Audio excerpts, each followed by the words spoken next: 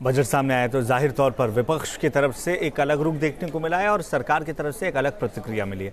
आपको दिखाते हैं कि किस किस दल के किस किस नेता ने क्या कुछ कहा है। वित्त मंत्री ने यह भी कहा, महिलाओं के लिए विशेष जेंडर बजटिंग की दृष्टि से पहली बार एक कमेटी का गठन होगा। महिला हो या युवा, उसकी स्किलिंग और उसके आर्थिक उत्थान के साथ साथ रिसर्च पर भी उनका ध्यान केंद्रित रहा। नेशनल रिसर्च फाउंडेशन की बात रही तो अपने आप में ये बजट सर्वस्पर्शी है। एक आखिरी सवाल की विपक्ष जो सवाल उठा रहा है कि ये बजट दिवा स्वप्न साबित होगा, महंगाई बढ़ेगी, 1 रुपये एक्साइज ड्यूटी बढ़ा दी गई है। लगता है विपक्ष जो उदासीन बातें करने में अपने आप में व्यस्त है, उस पर हम लोग ज़्यादा ध्यान ना केंद्रित करें, उस ऑनेस्ट टैक्स पेयर पर, उस नागरिक पर अपना ध्यान ज़्यादा केंद्रित करें जो चाहता है मोदी के साथ कदम से कदम मिलाकर एक नए भारत को बनाने के लिए अपना योगदान दे। मजबूत भारत के लिए मजबूत नागरिक, आज इसी बात से हमारी बजट स्पीच की वित्त मंत्री ने शुरुआत की। तो देश मजबूत होगा, ये कहना है केंद्रीय मंत्री स्मृति ईरानी का। स्मृति ईरानी ये भी कह रही हैं कि जो विपक्ष कह रहा है उन बातों पर ध्यान न दिया जाए, बल्कि जो सरकार बजट में जो बातें कह रही हैं उस पर ध्यान दें। बड़े राकेश सावत के साथ मधुरेंद्र कुमार, न्यूज़ नेशन, दिल्ली। हमारे साथ बातचीत करने के लिए पूर्व केंद्रीय मंत्री और कांग्रेस के वरिष्ठ नेता कपिल सिब्बल साहब हैं। सर, किस तरह से बजट को आप असेस करते हैं, इवैल्यूएट करते हैं? देखिए, जहाँ तक बजट का सवाल है, ना हमें नए भारत के निर्माण की कोई झलक दिखती है, ना हमें न्याय की कोई झलक दिखती है।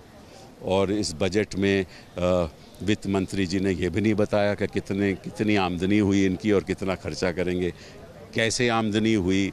अगर टैक्स बेस रिटर्न्स लोगों ने ज़्यादा फाइल की तो निश्चित रूप से आमदनी ज़्यादा होनी चाहिए थी। अगर नहीं हुई तो इसका मतलब ज़ीरो रिटर्न फाइल की गई।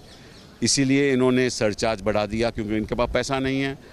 और इन्होंने 7% सरचार्ज लगा दिया जो 5 करोड़ से ज़्यादा कमाते हैं, और 3% जो 3 से 5 करोड़ कमाते हैं।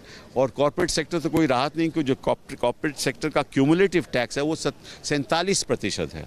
कोई राहत नहीं। केवल जो 400 करोड़ की जिसकी टर्नओवर है, जो भी इंडस्ट्री का टर्नओवर है, उसको 25% कॉर्पोरेट टैक्स की बात की गई है। लेकिन मध्यम वर्ग को कोई फ़ायदा नहीं हुआ। और साथ में पेट्रोल भी महंगा हो गया और डीजल भी महंगा हो गया। तो और कैसे कृषि का उत्पादन बढ़ाया जाए, उसके बारे में कोई चर्चा नहीं हुई। हमारे साथ बातचीत करने के लिए पूर्व केंद्रीय मंत्री और कांग्रेस के वरिष्ठ नेता कपिल सिब्बल साहब हैं। सर, किस तरह से बजट को आप असेस करते हैं, इवैल्यूएट करते हैं? देखिए, जहाँ तक बजट का सवाल है, ना हमें नए भारत के निर्माण की कोई झलक दिखती है, ना हमें न्याय की कोई झलक दिखती है। और इस बजट में वित्त मंत्री जी ने यह भी नहीं बताया कि कितनी आमदनी हुई इनकी और कितना खर्चा करेंगे, कैसे आमदनी हुई। अगर टैक्स बेस रिटर्न्स लोगों ने ज़्यादा फाइल की तो निश्चित रूप से आमदनी ज़्यादा होनी चाहिए थी। अगर नहीं हुई तो इसका मतलब ज़ीरो रिटर्न फाइल की गई।